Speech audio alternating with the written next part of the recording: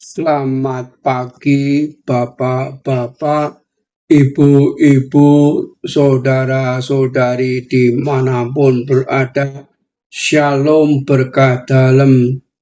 Berjumpa kembali dengan Sugeng Pramono dalam renungan kisah singkat Santo Yohanes Maria Vianney.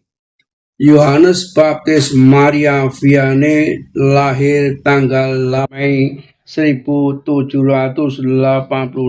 di Dardilly, sebuah dusun dekat Lyon, Perancis, dalam sebuah keluarga petani sederhana.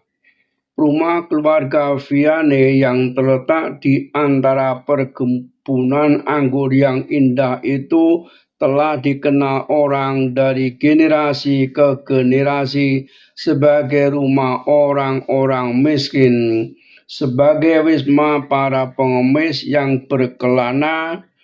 Dan pada tahun 1770, Santo Yosef Labre merupakan salah seorang dari para pengemis itu. Orang tua Yohanes Maria adalah Matius dan Maria Vianney. Matius seorang saleh dan amat jujur dalam abad di mana korupsi merajalela di Perancis. Maria menonjol dalam keutamaan, kelemah lembutan, dan kasih sayang yang memancar dari lubuk hatinya yang mendalam. Sungguh pantas menjadi ibu seorang kudus. Usianya baru 18 bulan ketika Yohanes Maria telah belajar mengatupkan kedua tangan mungilnya dalam doa dan mengucapkan nama Yesus dan Maria. Maria Vianney akan membangunkan anak-anaknya setiap pagi agar dapat memastikan mereka mempersembahkan hati mereka kepada Tuhan. Kesalehan ibunya tertanam dalam hatinya.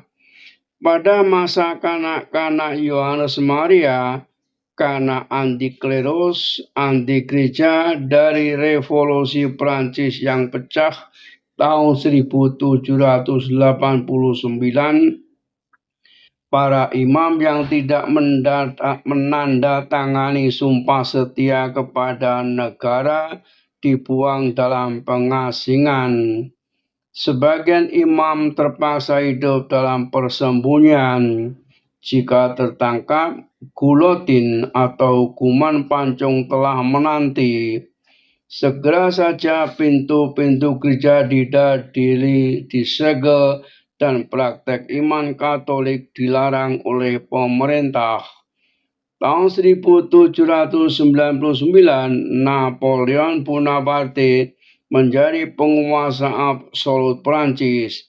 Ia memerdekakan gereja sehingga misa kudus kembali dapat dirayakan secara umum dan Tuhan kita dalam sakramen Maha Kudus dapat ditahtakan di altar. Belum lama belajar di seminari, setahun kemudian muncul halangan berikutnya. Napoleon Bonaparte sangat membutuhkan tenaga prajurit. Jadi, meski sebenarnya bebas dari militer, Yohanes Maria bersama para seminaris lainnya dipanggil masuk dinas militer. Sungguh beruntung tahun 1810 sehubungan dengan pernikahannya dengan putri bangsawan Maria Louise, Bonaparte memberikan amnesti kepada semua pelarian. Dengan demikian Yohanes Maria bebas pulang ke Roma. Tahun berikutnya Yohanes Maria menerima tonsura atau upacara pemangkasan rambut calon imam sebelum menerima tabisan rendah.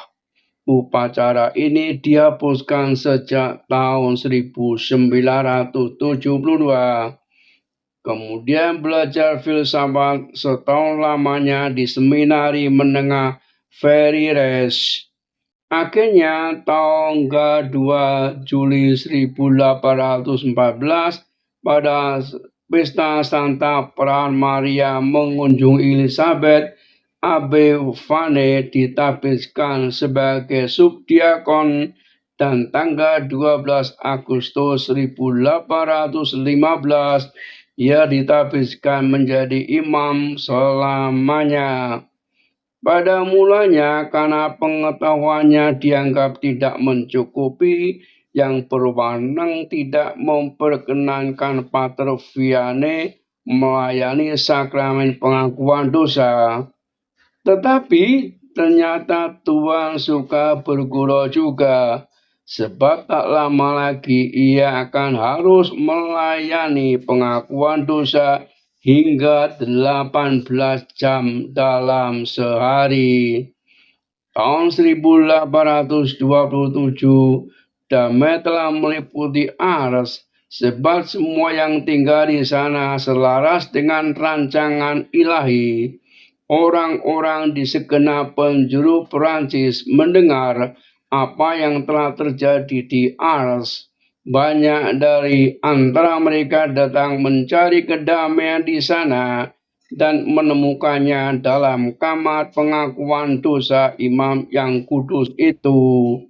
Santo Yohanes Maria Vianney wafat di Ars pada tahun 1859 di usia 73 tahun. Perayaan 4 Agustus, lahir 8 Mei 1786,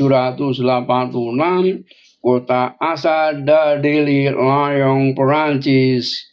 Wafat 4 Agustus 1859 di Ars, Perancis. Oleh sebab alamiah tubuhnya masih utuh sampai sekarang.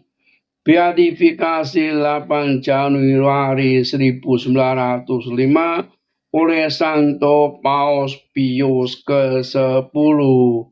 Kanonisasi tahun 1925 oleh Santo Paus Pius ke-10. Salam kasih, terpujilah Tuhan. Amin.